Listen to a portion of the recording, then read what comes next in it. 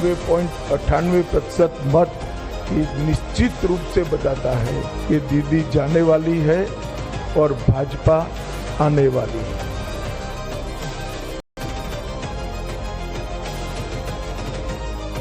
লক্ষ লোকের নাম কেটেছে, তা সত্ত্বেও দেখো যারা ভোট দিত না তারাও আজকে ভোট দিতে রাস্তায় নেমেছে। আর ওই ভোটে আমরাই জিতবো, অন্য কেউ নয়।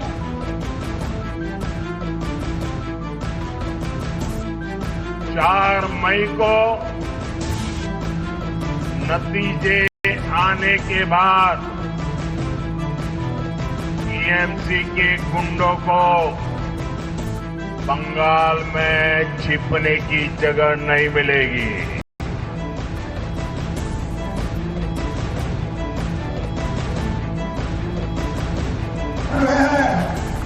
दीदी के गुंडों को भी कहकर जाता हूं, दूसरे चरण में भी मत निकलना, वरना 5 तारीख के बाद उल्टा लटका कर सीधा करेगा।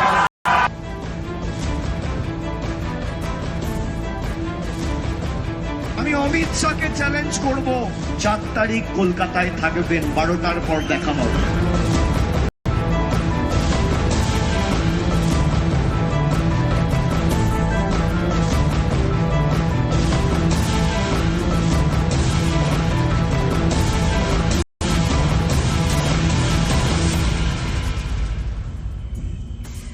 वार है, पलटवार है, जोरदार है।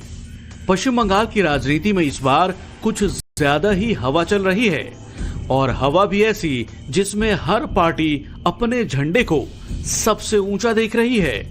और ऐसा होना ही था, क्योंकि इस दफा पूरब वाले प्रदेश ने इतिहास बना दिया।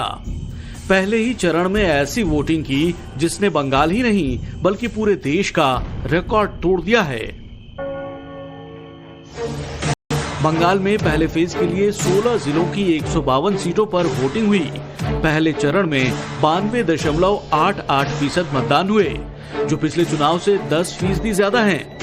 पुरुषों के मुकाबले महिला मतदाताओं की भागीदारी ज्यादा रही। महिला मतदान प्रतिशत 92.69% रहा, जबकि पुरुष मतदाताओं का मतदान 90.92% था। थर्ड जेंडर का वोटिंग प्रतिशत 56.79% रहा।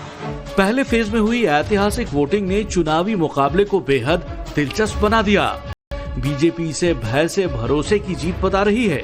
पहले चरण की वोटिंग के बाद गृह मंत्री अमित शाह ने कोलकाता में प्रेस कॉन्फ्रेंस की। 4 मई को लेकर बहुत बड़ा दावा भी कर दिया।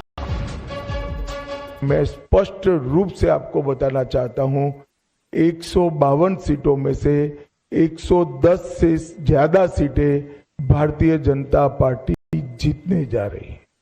इसका मतलब है कि दूसरे चुनाव चरण को मिलाकर हम प्रचंड बहुमत के साथ बंगाल में शुद्ध रूप से भारतीय जनता पार्टी की सरकार बनाने वाले हैं। प्रधानमंत्री नरेंद्र मोदी भी बंगाल में थे, दमदम में रैली की। बोले पहले चरण के वोटिंग के बाद दीदी की सत्ता का जाना तय हो गया है। कल पहले चरण के मतदान ने तृणमूल के महाजंगल राज के अंत का उद्घोष कर दिया है। आज बंगाल में एक ही गूंज है, पलटानो दरकार। पहले फेज में हुई रिकॉर्ड तोड़ वोटिंग से बीजेपी गदगद है, तो ममता बनर्जी भी पीछे नहीं है। दीदी तो यहाँ तक कह रही हैं कि बंगाल जीतने के बाद दिल्ली पर कब्जा करेंगी। মনে রেখো, কোনো তোমাদের ক্ষমতা নেই আমাদের পরাস্ত করবার। এটা জেনে রেখো, আমরা অন্যায়ের বিরুদ্ধে লড়াই করি, অধিকারের জন্য লড়াই করি। আর বাংলায় আমি জন্মেছি, এই বাংলায় আমার মৃত্যু হবে। আমি তোমাদের দিল্লি দখল করবই। বাংলা দখল করার পরে সব দলকে নিয়ে আমি চেয়ার চাই না, কিন্তু আমি চাই দিল্লিতে বিজেপির বিনাশ। বাংলায় তো বিনাশ হবেও, দিল্লি থেকেও বিজেপি হাঁটাতে হবে। चुनाव के दौरान लगातार ममता ये कह रही थी कि जो अधिकारी बीजेपी के लिए काम कर रहा है, मैं एक अधिकारी को पहचान रही हूं, नजर रखी हूं, उन पर कार्रवाई करेंगे। साथ ही साथ ये भी कही थी कि चुनाव बंगाल कब्जा करने के बाद दिल्ली कब्जा करेंगे और दिल्ली से भाजपा को भगाएंगे। बहुत अच्छी बात है। यहाँ कुछ नहीं बचा है, दिल्ली कहाँ आएंगी।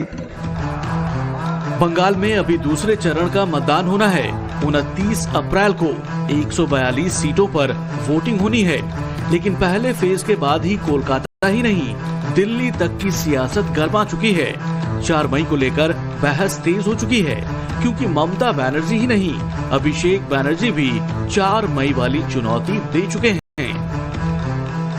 আমি অমিত শাহকে চ্যালেঞ্জ করব, তারিখ কলকাতায় থাকবেন, 12টার পর দেখা হবে।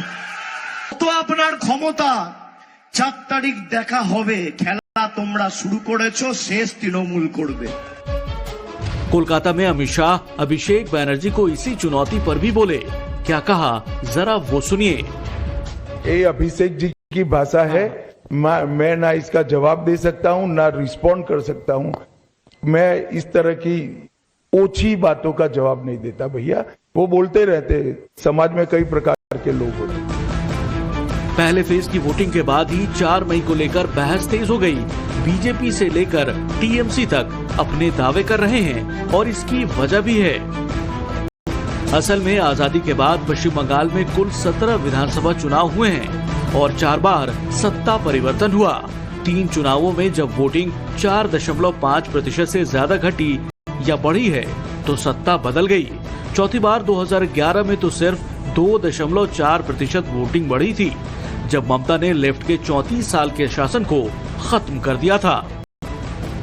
सवाल यह है कि क्या इस बार भी ऐसा ही होने वाला है? इस सवाल का जवाब बंगाल के मतदाताओं से ही बेहतर मिल सकता है।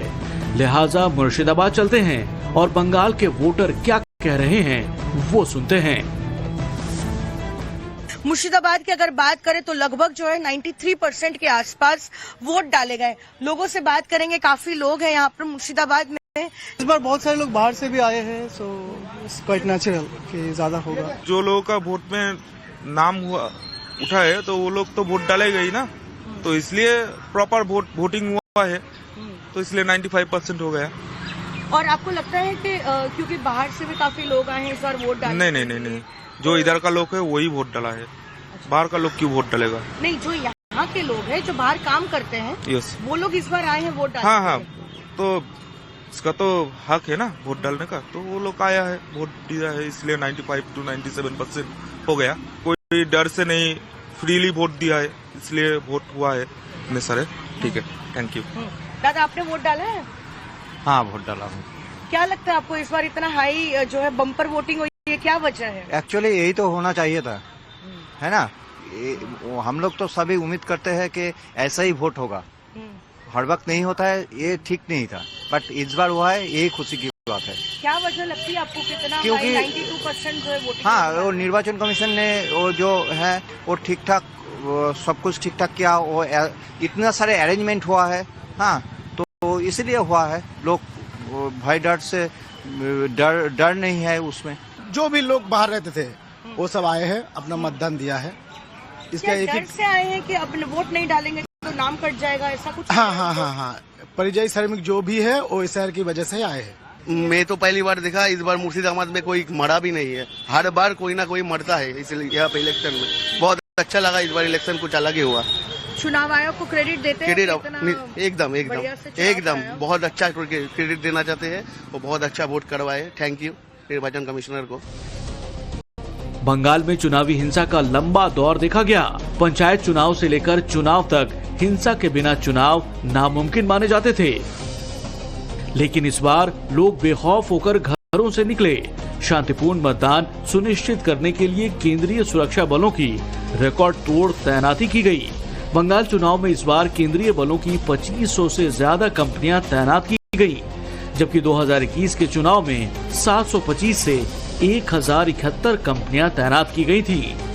सवाल यह है कि बम्पर वोटिंग की वजह यही है। एक बार फिर बंगाल के वोटर्स के पास चलते हैं।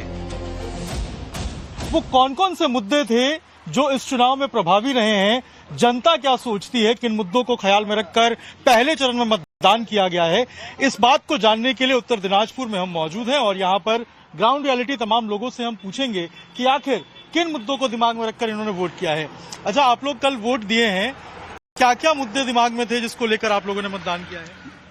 मतदान किया है तो यहाँ पे बड़ा मतदान हुआ है, 91% मतदान हुआ है। हर एक पोलिंग एजेंट जो वोटर है वो अपने अपने तरफ से अच्छा वोट दिया है, कोई दिक्कत नहीं हुआ है।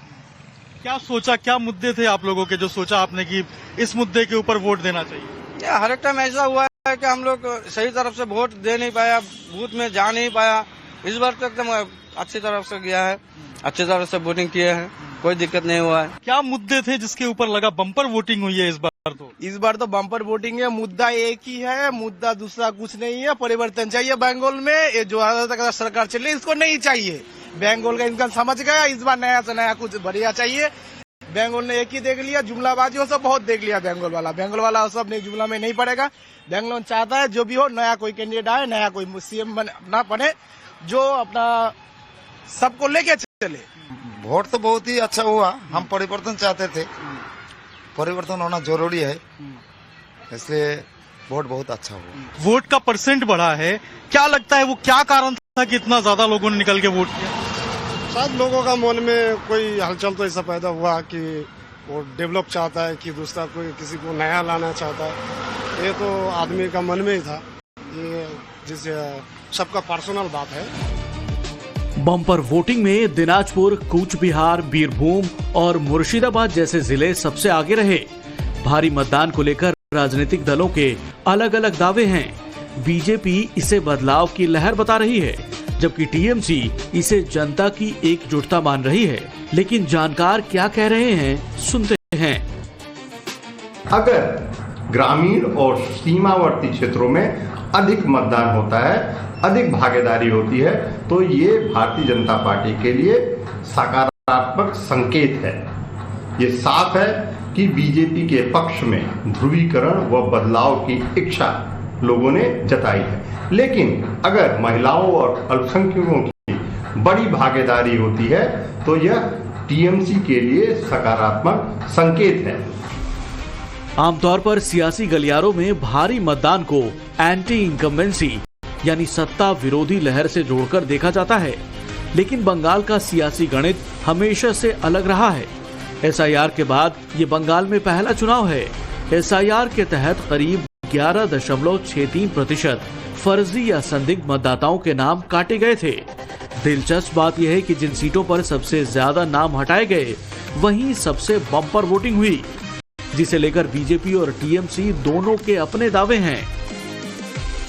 बंगाल में परिवर्तन की जो लहर दिख रही थी, कल पहले चरण के मतदान ने उस पर मोहर लगा दी है।